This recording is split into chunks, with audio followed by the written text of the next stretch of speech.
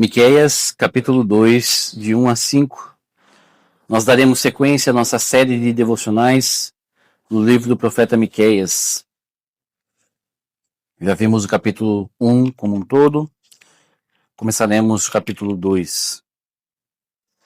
Então, Miqueias, capítulo 2, versículos de 1 a 5.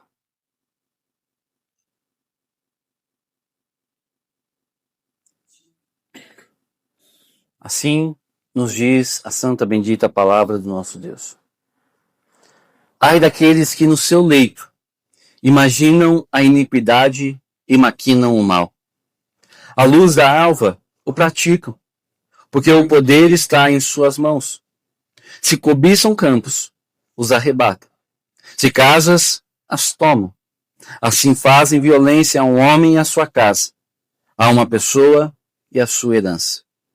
Portanto, assim diz o Senhor: eis que projeto mal contra esta família, do qual não tirareis a vossa serviço, e não andareis altivamente, porque o tempo será mau. Naquele dia se criará contra vós outros um provérbio, se levantará pranto lastimoso e se dirá: estamos inteiramente desolados. A porção do meu povo Deus a troca. Como me despoja!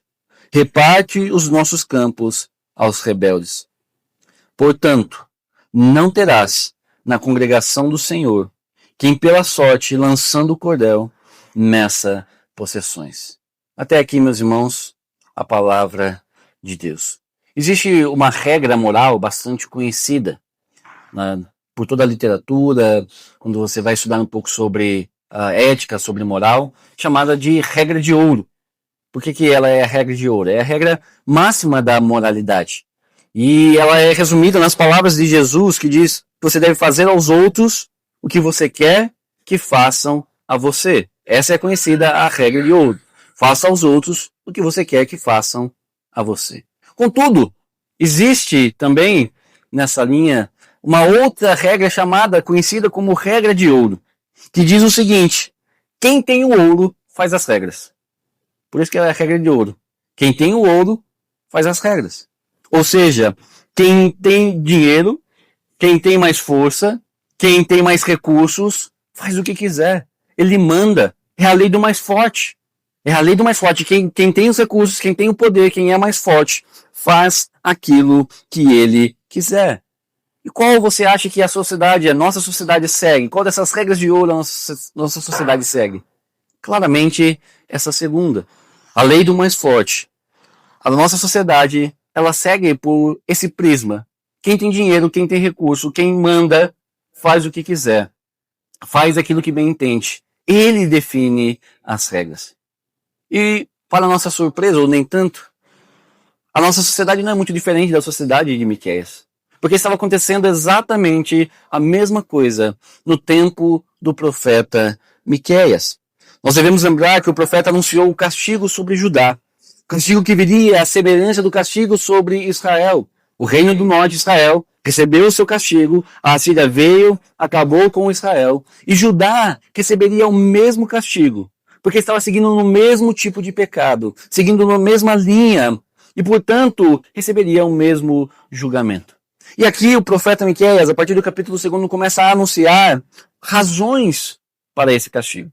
Ele começa a nos mostrar mais claramente como a sociedade de Judá estava completamente corrompida pelo pecado.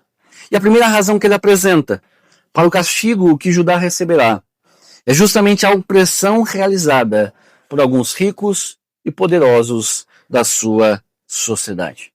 Veja comigo novamente o versículo 1 que diz: ai daqueles que no seu leito imaginam a iniquidade e maquinam o mal. O profeta começa com uma expressão, talvez passe batido quando nós lemos em português essa expressão, ai, que no hebraico, a palavra hebraica aqui traduzida por ai, ela indica uma expressão normalmente usada em lamentos funerários. Ou seja, expressa algo terrível, algo completamente lastimoso, algo que é pesaroso ao coração. Expressa aqui, meus irmãos, o peso do juízo que virá sobre essa sociedade, que virá sobre essas pessoas. E quem são esses eles? Quem são esses sobre quem esse ai do juízo de Deus recai? Quem são esses que sofrerão assim? São os gananciosos. Esses que receberão esse juízo, esses que, sobre quem o profeta declara esse ai, são os gananciosos. São pessoas que ficam na cama, e o profeta vai descrevê-los aqui, mostrando que Deus estava vendo o que eles estavam fazendo e pensando. Eles estão na sua cama, no seu leito de dormir, à noite, só pensando, só maquinando, só planejando formas de tomar as posses de outras pessoas.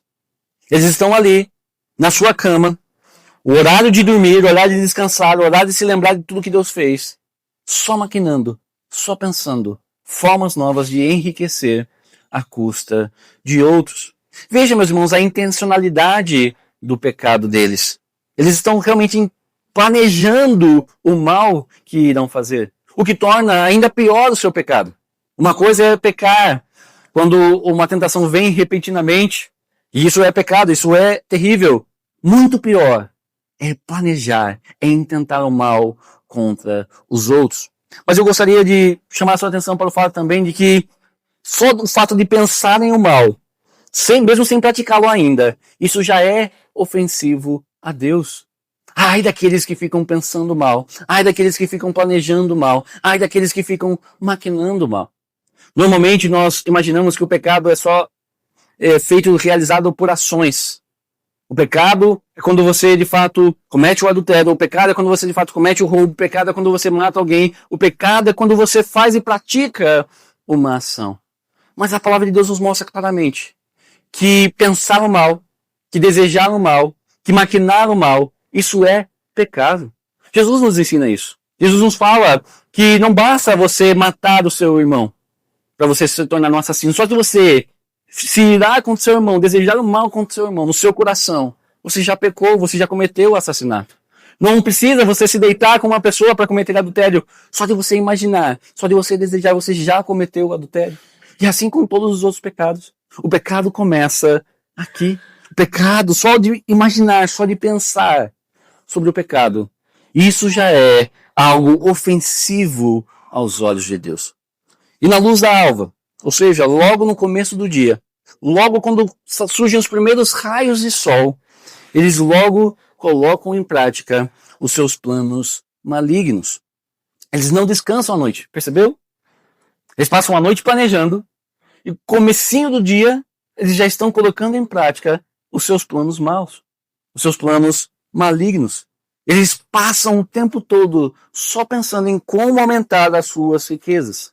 São pessoas que vivem para isso, que vivem pelo dinheiro, que vivem para ficarem ricos, que vivem para aumentarem as suas posses, que vivem por essas coisas. E a palavra de Deus nos conta sobre duas coisas que Deus odeia. Tanto planejar o mal, quanto se apressá-lo em fazê-lo. E aqui estão esses homens fazendo exatamente essas duas coisas. Por exemplo, lá em Provérbios, capítulo 6, versículo 18, diz que Deus odeia o coração que toma projetos iníquos e pés que se apressam a correr para o mal. E aqui estão esses homens fazendo exatamente essas coisas. Fazendo projetos iníquos e se apressando, correndo para fazer e praticar o mal. E por que eles fazem? Por que eles fazem isso? Por que eles praticam essas coisas malignas, mas contra os outros? Simplesmente porque podem. Simplesmente porque eles têm o poder e os recursos para fazer isso. Eles têm poder. Eles controlam as estruturas da sociedade. Eles controlam os meios de definição de justiça. Eles controlam todas essas coisas. E assim fazem aquilo que eles entendem que estão no poder, que têm controle para fazer. Provavelmente manipulando os tribunais. Quando diz que eles, logo à luz da alva, correm para colocar em prática os seus projetos, pode ser uma referência justamente aos tribunais. Porque os tribunais naquela época se reuniam justamente no comecinho do dia. No raiar do dia, os tribunais se reuniam para tomar as suas decisões. E esses homens podem justamente estar saindo logo cedo para influenciar os tribunais. E Amós vai nos contar que nessa época, justamente os tribunais, os juízes da época de Judá, do reino de Judá, eram juízes corruptos, que faziam aquilo que eram ordenados e que se pagassem para eles, eles davam a sua sentença de acordo com o desejo do seu pagador. Algo bastante diferente dos dias de hoje, né? Uma justiça corrompida, toda uma estrutura social corrompida, que defendem os mais poderosos, que defendem os mais ricos. Ou pode ser que eles fizessem isso através dos impostos. Naquela época havia uma pesada carga tributária sobre as pessoas. Tanto para manter o reino, para manter a corte, como também para pagar tributo à Síria, que era um reino que estava trazendo grandes afrontas sobre Judá, que estava trazendo grandes pesares, e eles precisavam pagar tributos à Síria para que a Síria não os destruísse por completo, precisavam investir no seu exército, e tudo isso custava dinheiro. E esses homens se aproveitavam dessas duas coisas, tanto dos tribunais, como da pesada carga tributária, e os pobres não conseguiam pagar, e eles se aproveitavam para tomar as coisas dos outros. É isso que nos diz o verso 2. Se eles cobiçam campos, os arrebatam. E veja, aqui que só o fato deles cobiçarem já é errado, já é a quebra do 10º mandamento. O que diz o 10º mandamento? Lá em Êxodo 20:17. Não cobiçarás. Está lá. É o básico da lei moral. É o básico daquilo que Deus deu para o seu povo. Não cobice, não deseje o que não é seu, não cobice, não olhe para aquilo que é do outro, desejando tomá-lo para si. Mas aqui estão esses homens, cobiçando os campos alheios. Mas eles de fato cobiçam. Por quê? Porque são controlados pela sua ganância. São controlados pelo seu desejo de enriquecer. São controlados pelo seu desejo de sempre ter mais. São adoradores não de Deus, do Deus vivo que deu os 10 mandamentos. São adoradores de Mamon, da riqueza, do dinheiro. Então, eles estão sempre insatisfeitos com o que possuem. E sempre querem mais. Sempre querem mais. E não querem apenas enriquecer de forma lícita. Eles querem o que é do outro. Eles querem o que pertence a outra pessoa. E quando eles desejam, quando eles cobiçam, dão um jeito de tomar. Dão um jeito de pegar para si. Se querem casas nas cidades, eles já tomam. Eles dão um jeito, eles tomam o que preciso for. Eles tomam aquilo que é do outro. E assim, fazem violência a um homem e a sua casa. E casa aqui é uma referência à sua família. Fazem violência ao homem e à sua família, tomando aquilo que é a sua herança. Nós devemos lembrar, meus irmãos, que nessa época, a estrutura econômica de Judá era uma estrutura agrária. Dependiam totalmente dos campos para sobreviverem. Não é uma economia como a de hoje, como a nossa, que é baseada mais em serviço. Era uma economia agrária. As pessoas dependiam totalmente dos seus campos, daquilo que era produzido nos seus campos. E essas terras que as pessoas tinham foram distribuídas por Deus, porque a terra pertence ao Senhor. É dele, não é das pessoas. E Deus distribuiu a cada família do seu povo. Cada um teria a sua terra, cada um teria o seu canto, cada um teria o seu campo, onde poderia produzir e dele sobreviver. Mas ao tomarem esses campos para si, ao tomarem essas coisas para si, esses homens primeiro estão tanto indo contra a instituição divina, tanto indo contra a lei de Deus, fazendo pouco caso da lei de Deus, que distribuiu a terra para essas pessoas, como também estão conduzindo essas pessoas à pobreza e à escravidão. Porque quando eles pediam a sua terra, pediam também o seu meio de sobrevivência, o seu meio de sustento. E, portanto, deveriam ser vendidos à escravidão. Eles se vendiam para serem escravos, porque não tinham como mais sobreviverem. Não tinham como mais arranjar o necessário para sustentar as suas famílias. E isso acontece muito nesse tempo. Nós vemos diversos profetas falando contra o povo por causa disso, porque pessoas estavam sendo escravizadas pela ganância dos ricos e poderosos. Mas eles não se importam. Não se importam com quem irão ferir. Não se importam se irão ferir um homem em sua casa. Não se importam se as crianças também irão para a rua, se passarão fome, se passarão necessidade. Eles não se importam com isso. Tudo com o qual eles se importam é que eles estão ganhando dinheiro. A única coisa com a qual eles se importam é que estão enriquecendo. É que eles têm mais bens. É que eles têm mais recursos. E não estamos falando aqui de um enriquecimento lícito. Um enriquecimento que visa o benefício da sociedade. Um enriquecimento que é justo, correto e que beneficia os outros. Estamos falando aqui de pessoas egoístas que só pensam em si. E nós temos uma ilustração clara disso nas Escrituras. Lembre-se da história de Acabe e de Nabote. O rei Acabe, que tinha um homem ali, Nabote, cuja vinha era vizinha do seu campo, e Acabe queria expandir os seus negócios, o seu território, e fala com Nabote para que ele vendesse o seu campo. Mas Nabote recusa, porque era sua herança, não poderia ser vendida. Deus deu aquela terra para ele. Era para ser dele, da sua família, viverem daquilo. Então, o que o rei Acabe faz através do conselho de sua mulher, Jezabel? Jezabel manda cartas aos juízes da cidade de Nabote, para que eles levassem homens maus que falassem mentiras contra Nabote, de tal forma que ele fosse julgado, morto injustamente. E então Acabe veio e tomou o campo de Nabote. Era isso que eles faziam. Era isso, exatamente isso que eles faziam. Por quê? Porque há um problema no seu coração. O grande problema desses homens está no seu coração. Não é que eles não tinham o suficiente para eles. O problema não era a estrutura social da época. O problema não era a economia. O problema era o coração corrompido pelo pecado. O coração endurecido pelo pecado. O problema era o problema do coração. Jesus nos diz isso, lá em Mateus 15, 19, ele diz: porque do coração procedem maus desígnios, homicídios, adultérios, prostituição, furtos, falsos testemunhos, blasfêmias. Tudo isso procede do coração. Lembre que eles ficavam pensando, imaginando, planejando o mal, porque o seu coração estava corrompido. E eu gostaria de nos chamar, meus irmãos, a olharmos para o nosso coração nesta manhã. Olharmos com sinceridade para o nosso coração, para ver se ele também não está dominado pela cobiça.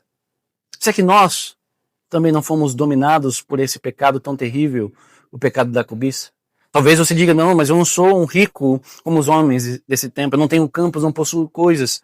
Mas não precisa ser rico para ser dominado pela cobiça. Porque mesmo os pobres, mesmo pessoas pobres, muitas vezes cobiçam, desejam aquilo que é do outro. E a raiz do pecado está aí, no coração, o coração dominado pela cobiça. E a nossa sociedade, meus irmãos, certamente está dominada pela cobiça. A nossa sociedade impulsiona as pessoas para a cobiça. O que são as estratégias de marketing, se não apelar para a cobiça que há no coração humano? Olha, você precisa ter isso. Você somente será feliz quando você tiver isso, porque o outro lá tem. Olha, essa pessoa bem-sucedida tem, então você precisa ter aquilo que ele tem, aquilo que o outro tem. Será que o nosso coração também não está dominado pela cobiça? Será que o nosso coração também não está dominado pelo materialismo? Imaginando que a vida de uma pessoa ela é medida pela quantidade de recursos que ela tem. Para que nós saibamos se de fato estamos dominados, há um teste que o texto nos dá. É só a gente olhar para aquilo que nós pensamos nos nossos momentos de descanso. Quando nós não estamos trabalhando, quando nós não estamos cuidando da casa. O que a nossa mente pensa? O que nós ficamos pensando, planejando, intentando? Quando nós não temos mais nada, está tudo feito, e nós deitamos na cama, o que domina a nossa mente e os nossos pensamentos? A glória de Deus, o seu reino, a sua palavra, nós meditamos na lei do Senhor, como diz o salmista? Ou será que nós só ficamos pensando sobre como ganhar mais dinheiro, sobre como enriquecer mais, sobre como eu gostaria de ter aquilo que o outro tem e eu não tenho? Se for assim, nosso coração está dominado pela cobiça. E essa cobiça, meus irmãos, se manifesta de diversas formas. Uma delas, como eu já falei, é o materialismo. As pessoas, nos nossos dias, no nosso tempo, imaginam que o propósito da vida é enriquecer. Ou não, ou as pessoas nos dizem isso. O propósito da vida é você ter o máximo de recursos possível. O propósito da vida é você ter o máximo de coisas, máximo de bens. Você ser o mais rico possível, mais rico que seus vizinhos, mais rico que seus amigos. Esse é o propósito da vida para muitas pessoas. Mas a vida humana não se constitui na quantidade de bens que uma pessoa possui. Outra forma como essa cobiça se manifesta é justamente na insatisfação e na inveja. Quando nós estamos insatisfeitos com o que Deus nos tem dado. E quando eu falo sobre insatisfação, não quer dizer que você não possa melhorar na sua condição, que você não possa estudar, não possa trabalhar, não possa melhorar. Mas é estar satisfeito e contente em toda circunstância. contente com o que Deus nos tem dado. Ainda que não seja muito como o de outras pessoas, mas esteja contente e satisfeito. A insatisfação é um sinal, é uma marca de que o nosso coração está sendo dominado pela cobiça. Assim como a inveja. Invejar aquilo que é do outro. Invejar a vida do outro. Invejar a situação do outro. É mais um sinal de que o nosso coração está sendo dominado pela cobiça. Outro modo como isso se manifesta é quando nós roubamos o tempo que é de Deus e da nossa família para trabalhar mais, para ganhar mais, para sempre tentar enriquecer mais. Nossos filhos, nossa família, nossa esposa ou nosso cônjuge nunca nos vê, nunca tem tempo para nós, conosco, quer dizer. E nós não temos tempo para eles. Por quê? Porque só estamos trabalhando, só trabalhando, só trabalhando, só trabalhando. E se tem um povo que é viciado em trabalho, é o povo paulistano. Um povo que está sempre pensando em trabalhar, trabalhar, trabalhar, trabalhar. E o trabalho não é ruim, meus irmãos, entendem? O trabalho não é ruim de forma nenhuma. Mas o trabalho não é o sentido, não é o propósito da vida. Assim como enriquecer não é o sentido, não é o propósito da vida. Mas nós podemos estar sendo dominados pela cobiça. E um sinal disso é quando nós não damos o tempo devido a Deus, na nossa devocional, na nossa semana, tirando um dia de 7 para o Senhor. Quando nós não temos tempo para a nossa família, para os nossos filhos, para sentar com eles à mesa, para ensiná-los, para falar com eles, para demonstrar o carinho, o amor. Não temos tempo com um cônjuge, não temos tempo para um amigo. Por quê? Porque queremos ganhar mais. Porque queremos enriquecer. Porque queremos juntar e juntar e juntar tesouros sobre a terra. Como que nós lutamos contra a cobiça? Como nós podemos lutar com ela? De duas formas. Primeiro, com gratidão. Pratique a gratidão. Seja grato a Deus pelo que Ele tem dado a você. Lembre-se de tudo que Deus tem feito na sua vida. Lembre-se de tudo que Deus tem te dado e seja grato por cada coisa. Seja grato por tudo que Deus tem feito sobre você. Segunda forma, seja generoso. Seja generoso para com as pessoas à sua volta. Seja generoso para com aqueles que precisam, que têm menos do que você. Às vezes a gente acha que a gente tem pouco. Até quando a gente olha para as pessoas à nossa volta e vê gente que tem muito menos do que nós. Seja generoso. Pratique a generosidade para com as pessoas. Pratique ser generoso. E assim, com certeza, você estará lutando contra a cobiça. Porque alguém que é cobiçoso não abre mão daquilo que tem. Mas seja uma pessoa generosa. Diante de tudo isso, meus irmãos, o versículo 3 vai nos mostrar que Deus vai trazer um juízo adequado sobre esse povo. Assim como eles planejaram o mal aos outros, perceba que agora é Deus quem projeta o mal contra eles. Da mesma forma, como eles faziam planos para trazer o mal sobre os outros, dessa forma Deus está fazendo planos do mal que trará sobre a vida deles. Deus quebrará todo o orgulho deles, pois colocará um jugo sobre eles, do qual não poderão tirar o pescoço. É literalmente isso, não poderão tirar o seu pescoço debaixo de um jugo, como um animal cujo lombo levava um jugo para puxar uma carga ou coisa assim. Assim serão esses homens, assim serão eles. Por quê? Porque eram pessoas arrogantes, pessoas soberbas, colocando e depositando a sua confiança nos seus recursos, no seu dinheiro. Provérbios 16:18, bastante conhecido, diz que a soberba precede a ruína e a altivez de espírito a queda. A soberba precede a ruína e a altivez de espírito a queda. Eles podem escapar sim do julgamento humano. Da justiça humana, eles escapam muitas vezes. É assim que é com os ricos. A gente vê isso acontecendo. Os ricos, os poderosos, parece que para eles a justiça não funciona. Eles sempre dão um jeito de escapar da justiça humana. Mas da justiça divina não podem escapar. Da justiça de Deus ninguém pode escapar. E o versículo 4 nos diz que o mal será tão grande que se tornará em um provérbio popular o que esses homens falarão no dia da sua queda. O que eles dirão quando caírem? Que estão desolados, despojados de suas terras e seus tesouros, os quais serão dados ao inimigo, que ainda os levarão cativo. Perceba que Deus está trazendo sobre eles exatamente aquilo que eles fizeram aos seus irmãos. Como eles despojaram as terras dos seus irmãos, assim Deus também vai tirar a terra deles e dar aos seus inimigos. Como eles fizeram com seus irmãos se tornassem escravos, eles mesmos serão levados cativos e serão escravos dos seus inimigos. Assim, o juízo de Deus, como muitas vezes acontece, vem exatamente na mesma medida do pecado e corresponde ao pecado. Muitas vezes é assim. A forma como nós pecamos contra Deus, ou o pecado de uma pessoa, Deus traz um juízo que corresponde a esse pecado. Nós vemos isso, eu sempre dou esse exemplo dos egípcios. Às vezes muitas pessoas dizem, por que Deus afogou o exército egípcio quando o povo saiu da terra do Egito? Deus não foi muito mal ao fazer isso, ao afogar o exército egípcio? Mas nós devemos lembrar que os egípcios estavam afogando as criancinhas dos judeus. Os egípcios afogaram no rio Nilo muitas crianças. E da forma como eles fizeram, Deus fez com eles. É assim também com esse povo de Judá. É assim também que Deus faz muitas vezes. A lei da semeadura não falha, meus irmãos. A lei da semeadura não falha. Aquilo que nós semearmos, isso também nós ceifaremos. Aquilo que nós plantamos, isso nós colheremos. E tudo aquilo pelo qual eles tanto trabalharam, maquinaram, planejaram, se esforçaram, tudo aquilo que eles juntaram, todo o seu recurso, todos os seus tesouros, todas as suas terras, todos os seus campos, tudo isso será perdido. Tudo isso eles perderão, porque as riquezas desse mundo passam. As riquezas desse mundo passam.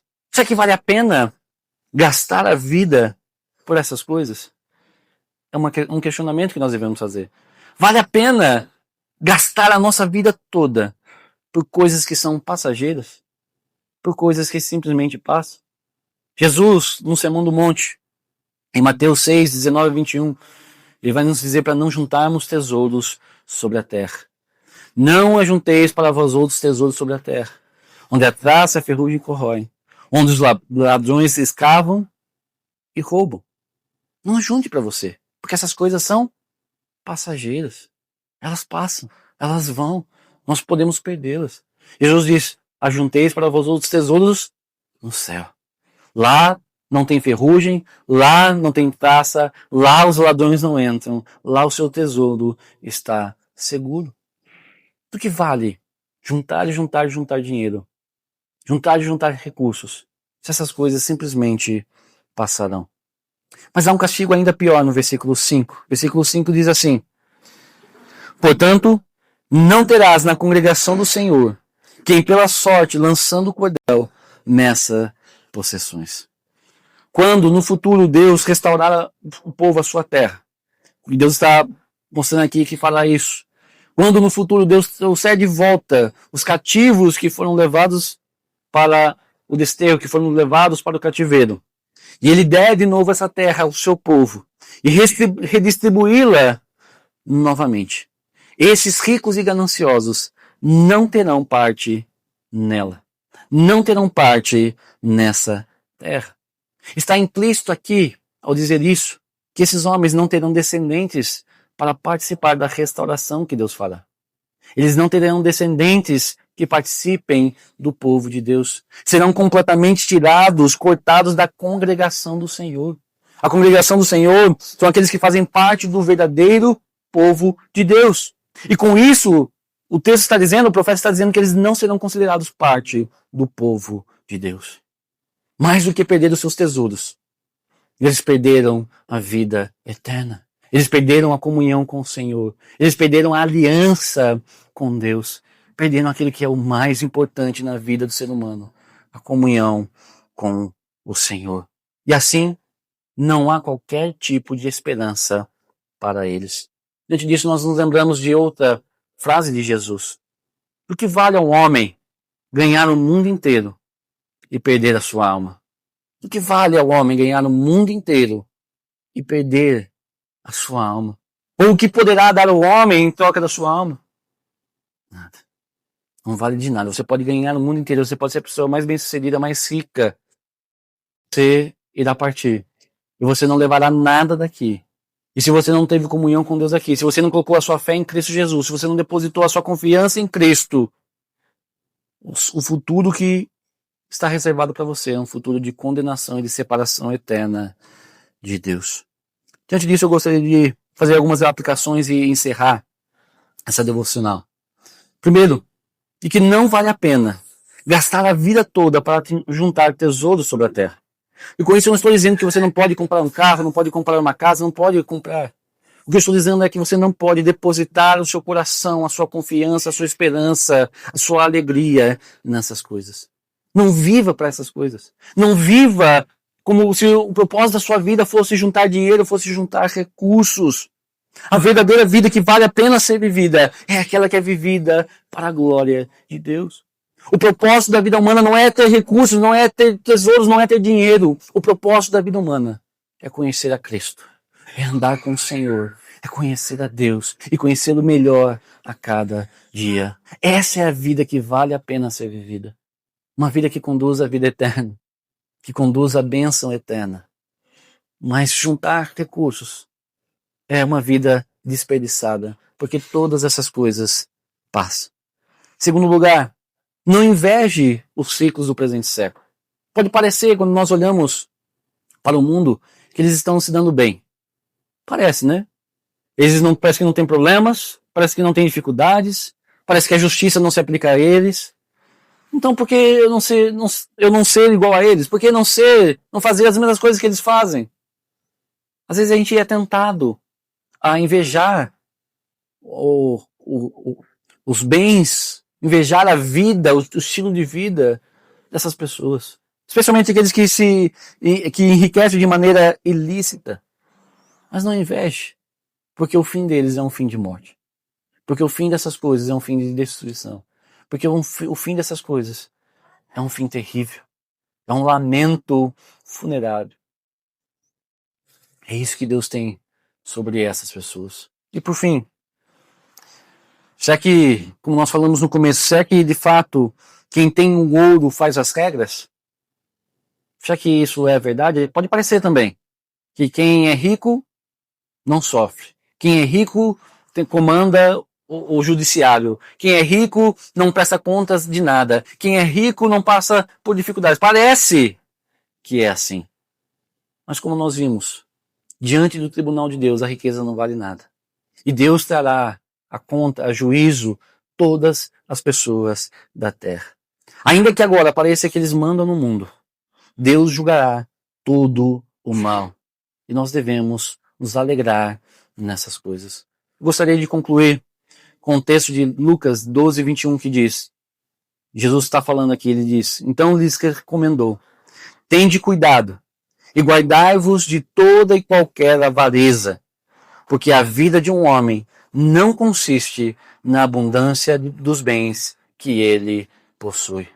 A vida de um homem não consiste na abundância de bens que ele possui. A verdadeira vida é conhecer o Senhor, é conhecer a Deus.